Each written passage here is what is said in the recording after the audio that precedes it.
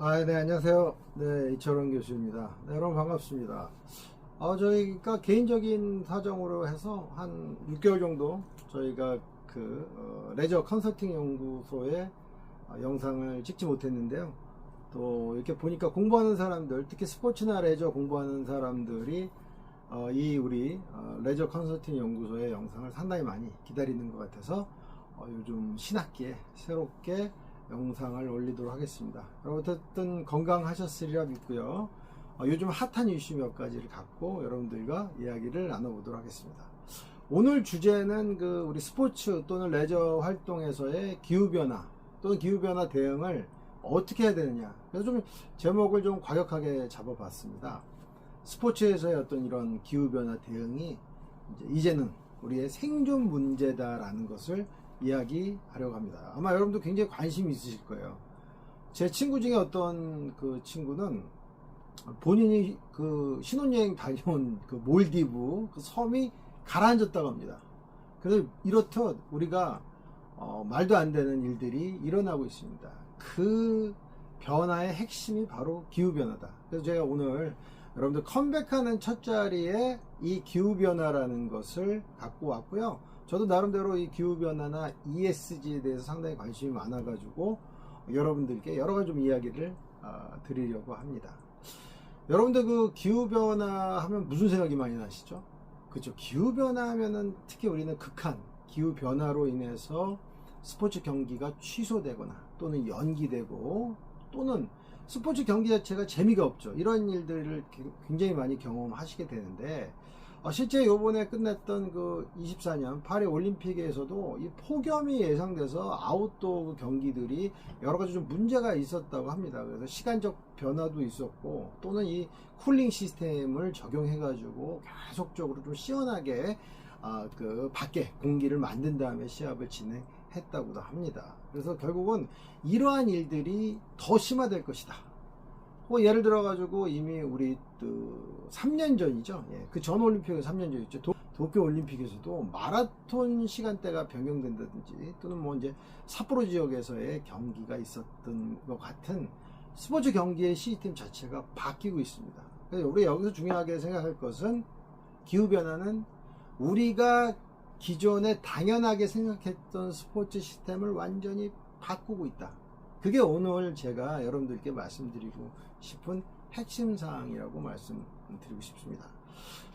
그뿐이 아니죠. 우리 레저 활동에서 스키 리조트 같은 경우도 겨울철에 눈이 조금 오거나 또는 엄청나게 오죠. 그래가지고 우리가 원하는 형태의 또 만족스러운 여가 활동을 할 수 없게 되는데요. 이 모든 일들이 결국은 기후변화 때문이다. 그렇다면 우리는 기후변화 이걸 어떻게 대응할 것인가를 좀 생각을 해봐야 될 것 같습니다. 그래서 지금 스포츠 산업계에서는 이 기후변화에 대해서 여러 가지 각도에서 지금 노력을 하고 있습니다. 그래서 실질적으로 많은 스포츠 기관들이 이런 얘기합니다. 탄소 배출량을 2030년까지는 대략 한 50% 정도 삭감하자.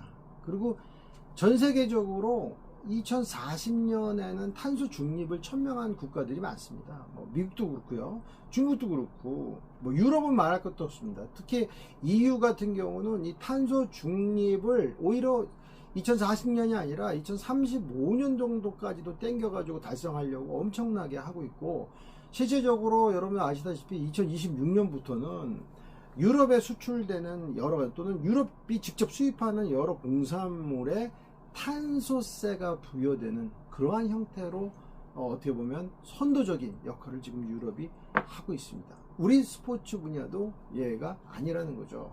그러다 보니까 이 파리 올림픽에서도 요번에 저도 이렇게 잘 봤더니 재생에너지가 사용된다든지 또는 저탄소 배출과 연관된 여러 가지 시스템들이 상당히 많이 나오게 되었다는 것이죠. 그래서 결국 건축 시스템이라든지 이런 것들에서도 변화를 있어서 탄소 배출이 좀 이렇게 줄어들 수 있는 그런 시스템들을 구축해 나가고 있다는 것이죠. 그뿐인가요? 태양광을 적극적으로 사용하는 것 또는 풍력 에너지를 사용해서 에너지를 경기장에서 직접적으로 쓸 수 있는 시스템들이 지금 계속적으로 만들어지고 있습니다. 또한 저는 스포츠 스타디움 같은 데서도 건축 자재가 친환경적으로 만들어지는 것도 하나의 요즘의 추세라고 말씀을 드릴 수 있습니다. 그리고 또 이제 파리올림픽 다시 얘기하자면 올림픽 조직위원회에서도 이렇게 뭐 건축물을 이렇게 만들 때 실질적으로 이 탄소 배출 최소화 어떻게 할 것인가에 대한 고민을 상당히 많이 했다는 것을 좀 알 수 있었고요. 요번 24년 파리 올림픽은 뭐 2012년 런던 올림픽이나 또는 16년에 리우 올림픽보다도 훨씬 더 탄소 배출에 신경 썼던, 다시 말해서 친환경적 올림픽이었다라고 생각이 들고, 아마도 2028년 로스앤젤레스 LA 올림픽에서는 친환경적 또는 ESG를 직접적으로 구현할 수 있는 그러한 형태의 올림픽이 진행되지 않을까라는 생각을 해봅니다. 그래서 우리가 그 스포츠 팬은 그럼 이러한 변화되는 상태에서 어떻게 적응해야 되는지도 좀 생각을 해볼 수가 있는데요. 우리가 기후변화에 적극적으로 대응하기 위해서 중요한 것은 이제 그 선수들 뿐만이 아니라 팬들도 스포츠에서의 기후변화 대응되는 여러 노력을 해야 됩니다.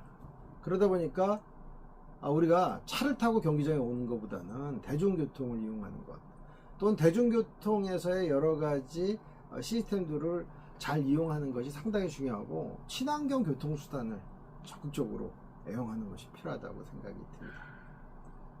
왜냐 그러면 결국은 우리가 재밌는 스포츠를 꾸준하게 즐기기 위해서 중요한 것은 우리 스스로가 기후변화 대응을 위한 노력을 해야 된다는 것입니다. 그래서 기후변화에 대한 이런 이슈나 문제는 중요한 것은 더 심화될 것이다. 그래서 우리 스포츠 단체나 또는 스포츠 구단, 클럽들의 자정적 노력이 필요하다고 말씀을 드릴 수가 있습니다. 네, 그래서 스포츠 팬들의 행동도 상당히 중요합니다.